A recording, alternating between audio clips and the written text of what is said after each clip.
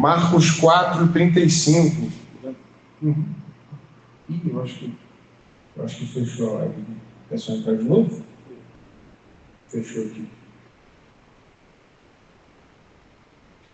Marcos 4:35 vai dizer o seguinte: naquele dia, sendo já tarde, Jesus disse aos seus discípulos: vamos passar para outra margem. E eles, despedindo a multidão, o levaram assim como estava, no barco.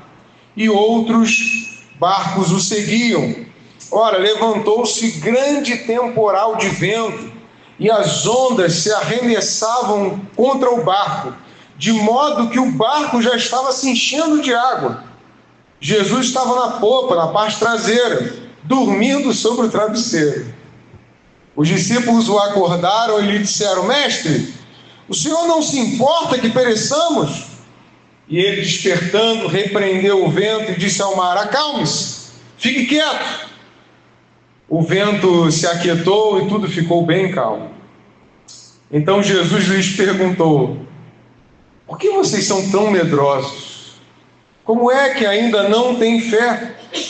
E eles, possuídos de grande temor, diziam uns aos outros: quem é este que até o vento e o mar lhe obedecem?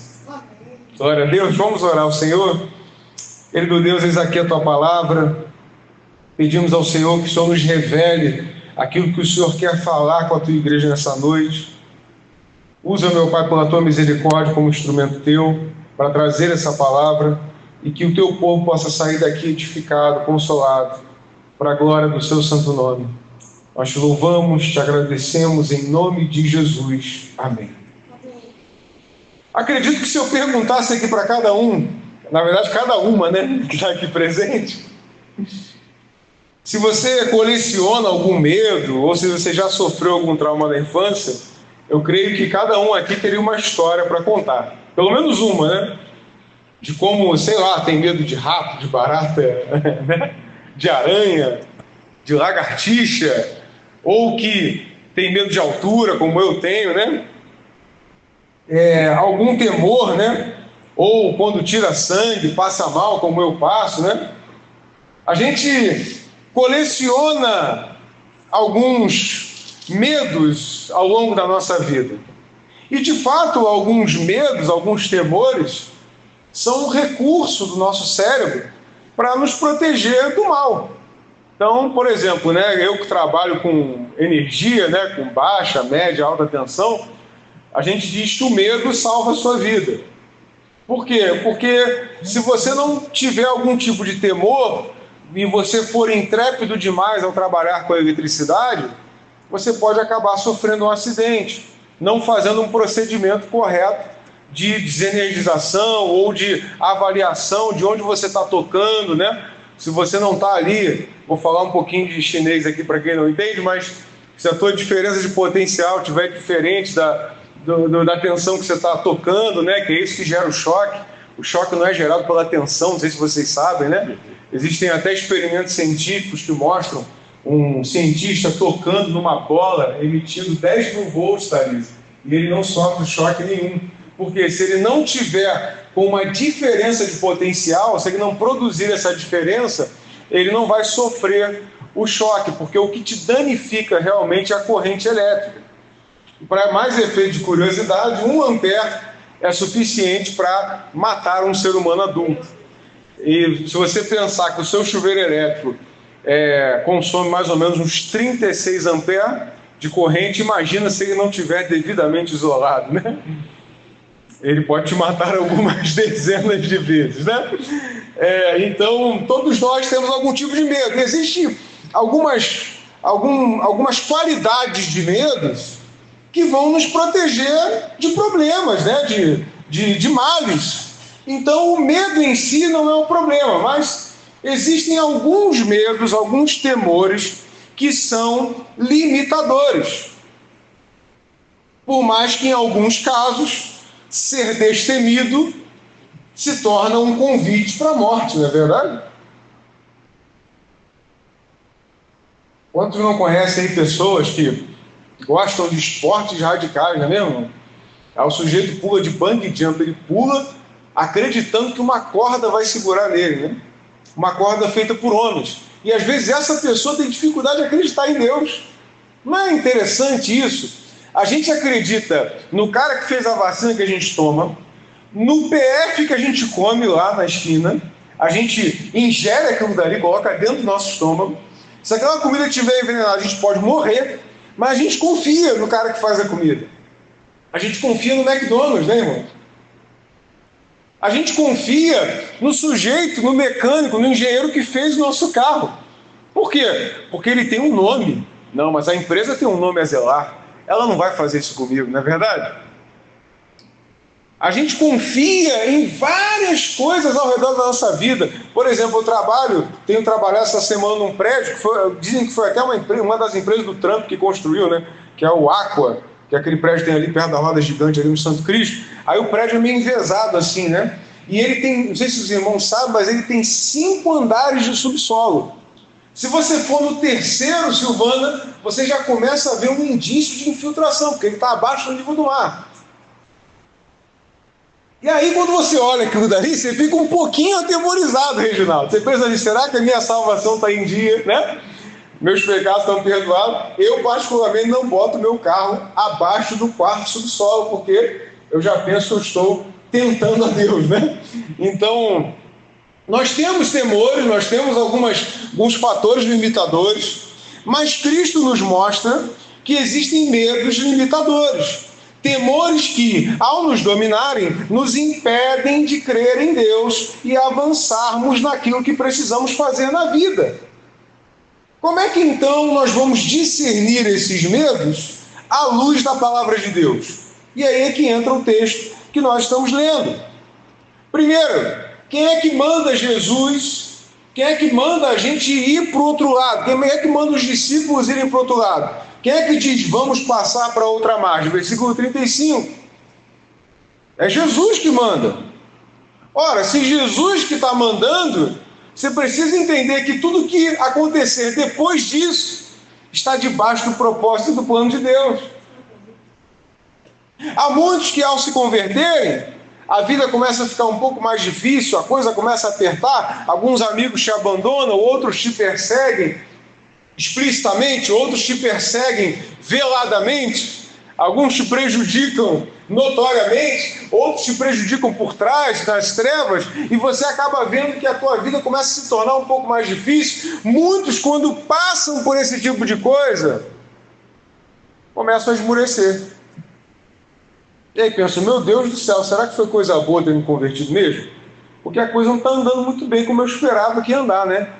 Conforme cantavam, né? Com Cristo é vencer ou vencer, acho que minha vida não está só vitória, não. Tem umas derrotas ali no meio. Mas a gente precisa entender que se não houver tribulações na nossa vida, problemas, dificuldades, Deus não vai ter a oportunidade de mostrar aspectos do seu caráter a nós. Como Deus poderia mostrar que Ele é um Deus gracioso se não houvesse pecado? Nós nunca saberíamos. Já pararam para pensar nisso? Se não houvesse pecado, se nenhum de nós tivesse culpa, como é que Ele ia mostrar misericórdia? Como nós íamos saber que Ele é um Deus misericordioso? Nós não saberíamos. Nós poderíamos dizer que Ele é perfeito, que Ele é um designer maravilhoso, que Ele criou os céus e a terra, e as flores e as plantas, e tudo que deles há. Mas nós não saberíamos que Ele é misericordioso. Se não houvesse doença, não saberíamos que Ele é o Deus que cura. Existem aspectos do caráter de Deus que nós só vamos conhecer através da dor e do problema. Portanto, como discernir se o meu medo vem de um sentimento de autopreservação ou se vem de uma falta de fé? É simples. Quem te conduziu para onde você está hoje? Quem te levou ao lugar onde você se encontra? Quem tem conduzido os seus passos? Para onde você está indo? Quem foi que direcionou a princípio? Através da resposta a essa pergunta, podemos entender se devemos temer ou não. Porque se estamos fora dos caminhos do Senhor, temos motivos para temer, Reginaldo. Mas se nós estamos no caminho do Senhor, nós não temos o que temer. Amém. E aí eu lembro de uma frase do meu bom velhinho lá, o John Piper, que eu gosto muito. Ele estava dizendo assim, ele disse uma coisa que eu nunca mais esqueci, ele disse: você é imortal até cumprir o seu propósito aqui na Terra. Já parou para pensar nisso? Quantas oportunidades Paulo teve de morrer? Vamos contar: naufrágio, picada de serpente, quarentena de açoite, apedrejamento, citado lá em Atos dos Apóstolos. Irmãos, uma dezena de coisas. Mas Paulo não morreu. Por quê? Porque enquanto você tiver o propósito de Deus na terra, ninguém é capaz de tirar a sua vida. Amém. Eu creio. Você é imortal até cumprir o propósito de Deus na terra. Portanto, se Deus é quem nos conduz, não há o que temer. Amém? Amém. E aí nos versículos 37 e 38 tem algo muito importante. Ora, levantou-se grande temporal de vento, e as ondas se arremessavam contra o barco, de modo que o barco estava enchendo de água. Quem já colocou aí uma jangadinha, uma canoa no mar, sabe que se o barco encher de água, ele vai afundar. Mas como é que Jesus estava, irmão? Dormindo. Eu acho muito curioso como é que deve ter sido para aqueles discípulos ver aquelas ondas, aquela tempestade. Que sono pesado é esse, Jesus, né? É o sono do justo, né? Como a gente costuma dizer, né? Esse é de fato o sono do justo. Com uma tempestade daquele tamanho, Jesus estava lá, ó, dormindo, o barco balançando. Ele falou: oh, que balancinho bom para dormir, meu Deus do céu. Então, essa tempestade deve ter sido bem violenta, né, irmãos? E é natural que um ser humano comum fique um pouco desesperado diante de uma tempestade. Qual de nós poderia dizer assim: não, pastor, com Cristo no barco, eu não ficaria nem com medo, né? Eu ficaria, 100%, nota 10. Firme na rocha, vê a mãozinha, não está tremendo não. É ruim, hein? Acho que qualquer um ia ficar desesperado. Qual de nós poderia culpar os discípulos pelo medo repentino, não é verdade? E de fato, irmãos, existem alguns eventos na vida que desafiam a nossa fé, que nos levam a um estado de dúvida, de temor. Só eu já passei por isso. Tenho certeza que você, né, se não é um semideus, um anjo, só esperando as asas acabarem de crescer para subir até o céu, ao som de trombeta, você já passou por medos, por temores, né? E existem coisas, amados, que eu confesso para os irmãos que eu com todo o temor que eu tenho no meu coração, eu chego a questionar Deus. Meu Senhor, por que dessa forma? Por que o Senhor permitiu algumas coisas acontecerem, né? Tem um caso, né, que até a gente compartilhou no grupo de pastores, o pastor Tiago colocou lá, eu fui pesquisar mais sobre o assunto. Uma jovem de 25 anos, né, na Espanha, ela sofreu lá um abuso coletivo, né? E desesperada por ter sofrido isso, ela se jogou do 5º andar para tentar morrer, né? Acredito eu. E ela não conseguiu morrer, ficou paraplégica. E aí tem uma lei de eutanásia que foi aprovada agora na Espanha, e ela recorreu na justiça para ter o direito de fazer essa eutanásia, para morrer, porque ela não sente mais o desejo de viver. E às vezes eu fico pensando assim, irmãos, com todo o temor do meu coração, falo: Senhor, você poderia ter livrado aquela pessoa disso. O Senhor é Deus de poder, não há nenhum lugar onde o Senhor não esteja, não há nada que o Senhor não possa fazer. Por que, Senhor? Eu não sei se você já chegou a se perguntar isso. Mas eu, por mais que eu creia muito no Senhor, eu ainda tenho muitos porquês. E às vezes a gente, diante desses questionamentos, Senhor, o Senhor é Deus de misericórdia, o Senhor é Deus de amor, quantas desgraças o Senhor não deve ver acontecendo ao redor do mundo, quantas coisas horrendas o Senhor não deve ver todos os dias.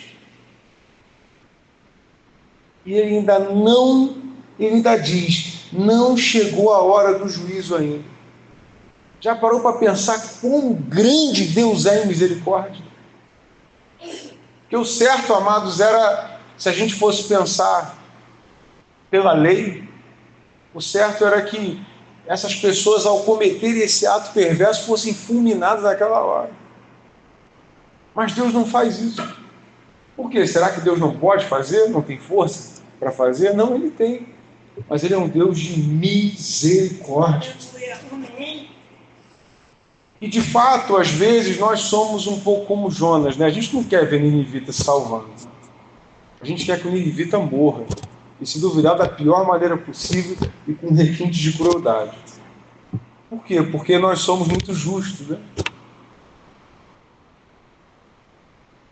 Mas Deus chega para Jonas e diz, Jonas, você teve misericórdia lá da plantinha que cresceu para te fazer sombra, e eu não vou ter misericórdia de milhares de habitantes de uma cidade, por piores que sejam, extensão do amor de Deus, né? E há quem diga que não existe graça no Antigo Testamento. Como é que você explica 400 anos de misericórdia sobre Sodoma e Gomorra? Meu Deus, eu acho que no primeiro dia de Sodoma e Gomorra eu já ia querer atacar uma bomba atômica naquele lugar, né? Mas Deus é muito misericordioso. E nós precisamos entender que a nossa justiça, a nossa forma de fazer as coisas, o nosso jeito não é o jeito de Deus, não é a forma de Deus. Deus nos manda perdoar, sermos misericordiosos, nós lembrarmos, né, da nossa condição antes de julgar a condição do outro. Então, um dos remédios para esses momentos de dúvida, quando as tempestades nos assolam, é nós lembrarmos de quão frágeis e dependentes de Deus nós somos.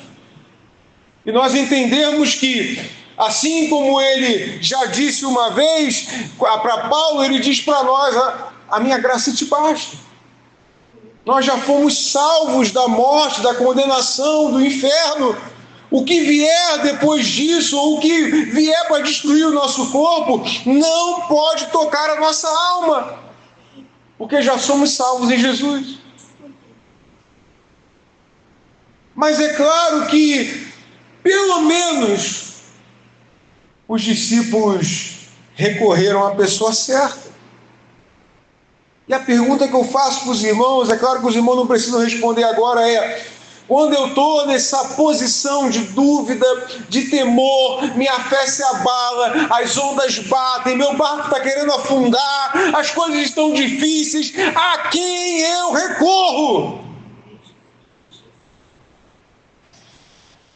Eu, como bom crente em Cristo Jesus, eu não posso, no momento da dificuldade, da perseguição, da dúvida, do problema, eu chamar um ímpio para o meu lado e começar a reclamar com ele.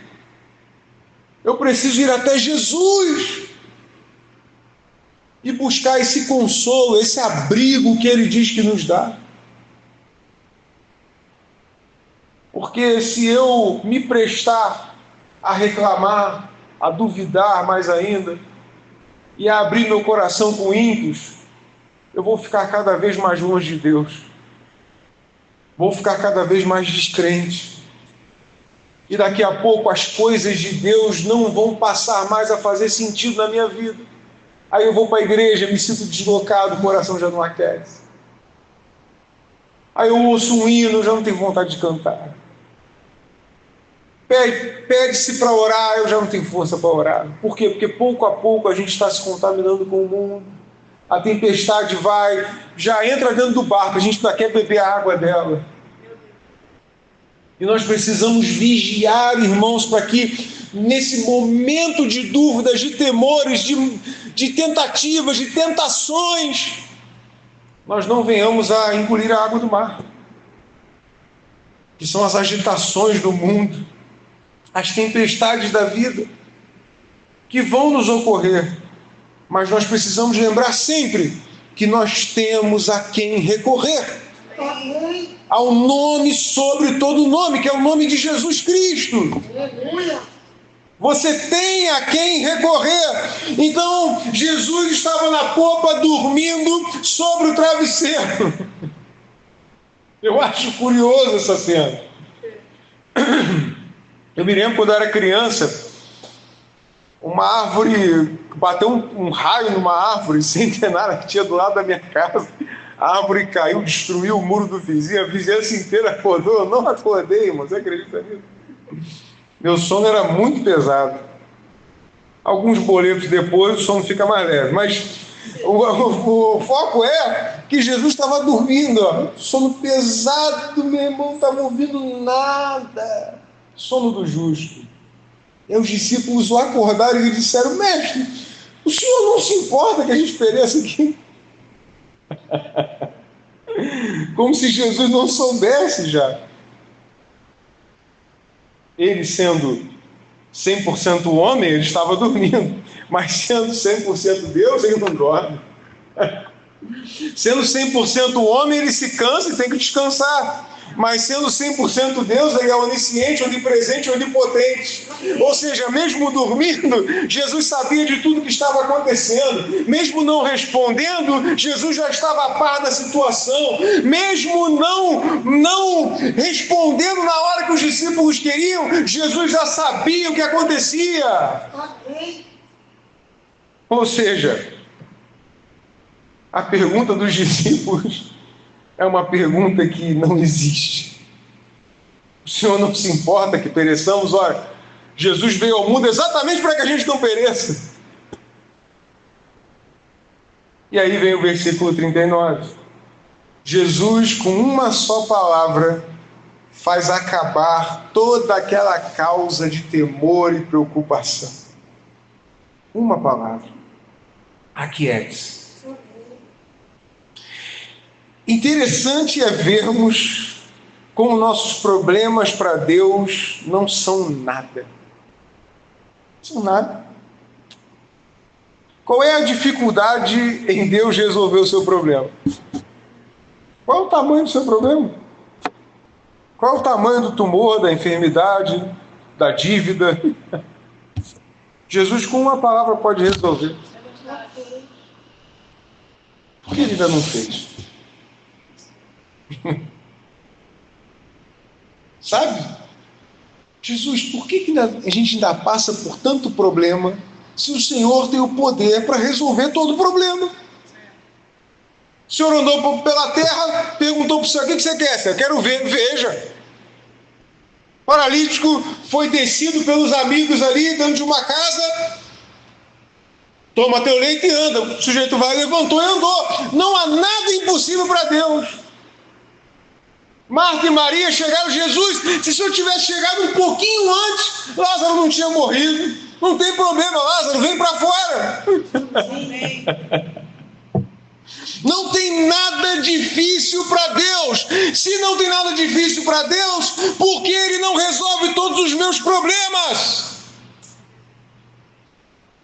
Por que nós vivemos clamando e pedindo para Deus nos livrar de tribulações e problemas e mesmo assim ainda passamos por elas? É porque ainda existe um propósito nas lutas. Porque todas as coisas cooperam para o bem daqueles que amam a Deus, que são chamados segundo o seu propósito. Alguns propósitos entendemos, outros não. No entanto, para essa tempestade, havia um propósito muito bem definido, que nós vamos ver daqui a pouco. E você, já descobriu o propósito das tempestades pelas quais você está passando?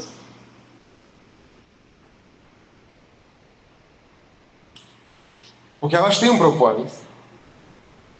Então, versículos 40 e 41 para nós encerrarmos. Então Jesus lhes perguntou: por que vocês são tão medrosos? Ô Jesus, por quê? Eu também me faço a mesma pergunta. Como é que ainda não tem fé?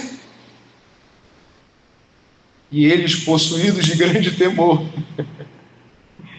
diziam uns aos outros: quem é esse que até o vento e o mar lhe obedecem.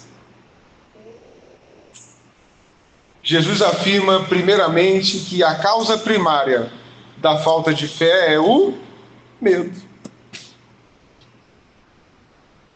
Existem os mais variados tipos de medo, e todos eles, invariavelmente, vão nos levar para longe de Deus. Há alguns por aí que dizem que andariam armados, pelo medo que eles têm de que aconteça algo com seus filhos ou com a sua esposa, não é verdade? A gente vê lá a notícia no Cidade Alerta, diz, eu vou começar a participar de um clube de tiro aqui, que se acontecer com a minha família, eu não vou deixar. Medo. Há alguns que, pelo medo da reprovação, subornam na prova do Detran, não é verdade? Eu não, esses fiscais do Detran aí é tudo 7-1, rapaz. Eu vou já deixar um dinheirinho já reservado, que eu não tenho risco de ser reprovado. Medo de que ele te leva para longe de Deus, porque suborno não agrada a Deus. Outros, pelo medo de não conseguirem terminar a sua graduação, compram suas notas. Você sabia que tem muitos aí atendendo em clínicas que se formaram assim? Talvez seja um espanto para você, mas acontece mais do que você imagina. Ainda outros, pelo medo que têm de serem traídos, enganados ou abandonados, não confiam mais em ninguém, tornam-se desconfiados, maledicentes, malandros, desonestos. De qualquer forma, os seus medos vão te levar para longe de Deus. Os nossos medos nos levam ao desespero, mas a coragem de confiar em Deus nos conduz à esperança. Por que aquela tempestade aconteceu, pastor? Você falou, quer dizer, eu digo, Jesus queria mostrar a extensão do seu poder para seus discípulos. Seu ministério estava começando, tanto que eles ficam atemorizados e perguntam, quem é esse que até o vento e o mar lhe obedecem? Ou seja, havia um aspecto do poder e do caráter de Jesus que os discípulos ainda não conheciam. E, para conhecer esse aspecto, eles precisavam passar pela tempestade. Ou seja, Jesus, quando mandou eles passarem para o outro lado, já sabia que a tempestade viria. Jesus, quando manda você ir por onde você tem que ir, ele já sabe os problemas que vão acontecer, ele já conhece o teu futuro, ele sabe da tua história, foi ele quem a escreveu, portanto você não tem o que temer, você precisa procurar entender o propósito de Deus no meio do caminho que ele te leva. Sabe por que você está passando por níveis diferentes de dificuldades e tribulações? Para conhecer outras formas do poder de Deus. Amém. E aí eu leio a 1 de João, capítulo 4, verso 18, que diz, no amor não existe medo, pelo contrário, o perfeito amor lança fora o medo. Porque o medo envolve castigo e quem teme não é aperfeiçoado no amor.